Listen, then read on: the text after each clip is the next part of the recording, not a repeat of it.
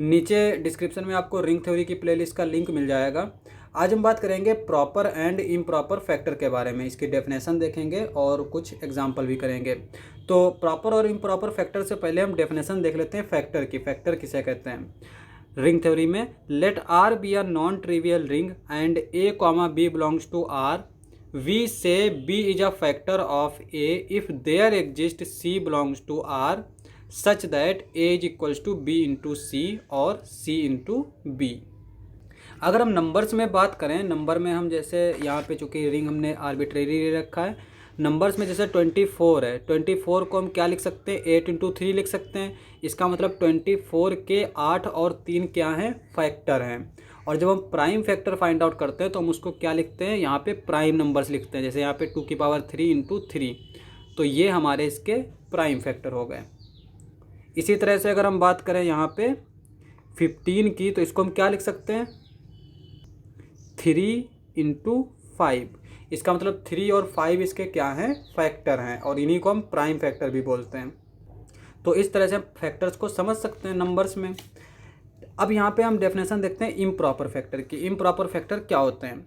Late R be a ring with unity, then for any a belongs to R the associates of a and units of R are always factor of ए।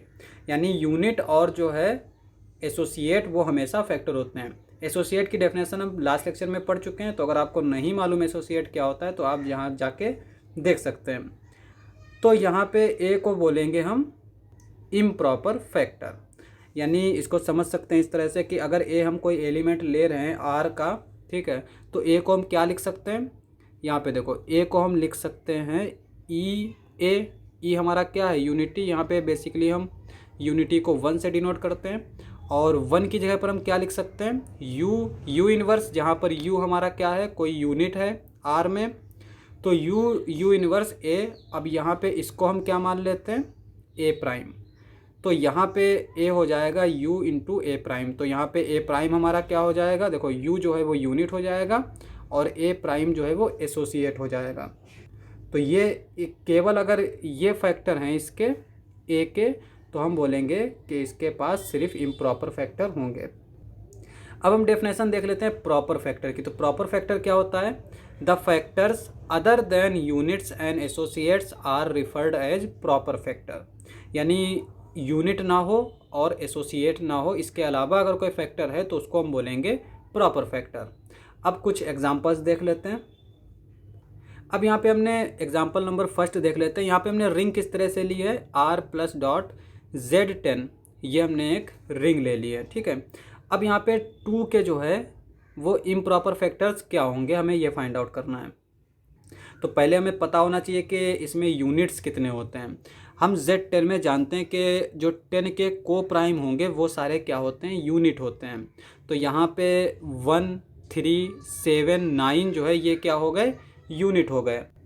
अब यहाँ पे अगर हम 1 में 2 से multiply करें तो हमें 2 मिल जाएगा, तो 2 जो है वो एसोसिएट हो गया। 3 में अगर हम 4 से मल्टीप्लाई करें तो हमें क्या मिल जाएगा? 2 मिल जाएगा। 4 तिहाई 12, रिमाइंडर 2 बचेगा, ठीक है। सिमिलरली यहाँ पे 7 को अगर हम 6 से मल्टीप्लाई करें तो 2 मिल जाएगा, तो यहाँ पे 6 भी जो है वो क्या हो गया? एसोसिएट हो गया। 4 भी एसोसिएट हो गया। सिमिलरली यहाँ पे 8 भी जो है वो एसोसिएट हो गया। तो इसके इम्प्रॉपर फैक्टर कितने हो गए? एक तो 2, 4, 6, 8, ये सारे एसोसिएट्स, ये भी इसके इम्प्रॉपर फैक्टर। और क्या होंगे? 1, 3, 7, 9। यानी इसके पास कितने इम्प्रॉपर फैक्टर हैं? अगर इसको काउंट करें तो 1, 2, 3, 4, उसके बाद में 5 आता है। 5 नहीं है यहाँ पे। 6, 7, 8, 9। तो 5 को छोड़ के बाकी सारे 2 के क्या हैं? इम्प्रॉपर फैक्टर हैं। अब चूंकि देखो 5 में हम किसी भी एलिमेंट से मल्टीप्लाई कर दें, उसका रिमाइंडर कभी भी 2 नहीं आएगा। तो 5 तो इसका फैक्टर हो नहीं सकता। इसका मतलब ये हुआ कि 2 के पास कोई भी प्रॉपर फैक्टर नहीं होगा। अब यहाँ पे एग्जांपल नंबर सेकंड, यहाँ पे R हमने किस तरह से लिया है? गॉसियन रिंग ZI, जहाँ पे A plus I B, A और B कहाँ बिलोंग करते हैं? Z में। इस तरह से ये हमारी रिंग डिफाइन होती है। और इस पे ऑपरेशंस कौन से हैं? जो कॉम्प्लेक्स नंबर पे होते हैं। अब यहाँ पे देखो, जैसे वहाँ पे हमने 2 के फैक्टर्स देखे, इम्प्रॉपर फैक्टर और प्रॉपर फैक्टर कोई नहीं है। यहाँ पे भी हम 2 के ही फैक्टर्स फाइंड आउट करेंगे। तो सबसे पहले हम इम्प्रॉपर फैक्टर की बात करेंगे, तो हमें उसके लिए किस चीज़ की ज़रूरत पड़ेगी, यूनिट की ज़रूरत पड़ेगी। तो इसमें कितने यूनिट्स होते हैं पहले हम ये फाइंड आउट कर लें। यूनिट्स का मतलब क्या होता है कि जिसका मल्टीप्लिकेटिव इन्वर्स एग्जिस्ट करता हो। अब यहाँ पे हम मान लेते हैं a प्लस आई बी, इसका हमने एक एलिमेंट लिया जो कि यूनिट है, तो इसका मल्टीप्लिकेटिव इन्वर्स एग्जिस्ट करेगा। हमने मान लिया कि c प्लस आई डी जो है वो इसका मल्टीप्लिकेटिव इन्वर्स है, तो इसको इसके साथ मल्टीप्लाई करेंगे तो हमें क्या मिल जाना चाहिए, 1 मिलना चाहिए। ठीक है, अब यहाँ पे हम c और d की वैल्यू फाइंड आउट करेंगे, तो यहाँ पे इसको हम नीचे ले जाएंगे, ये हो जाएगा 1/a प्लस आई बी। यहाँ पे ये 0 के इक्वल नहीं होना चाहिए। ठीक है,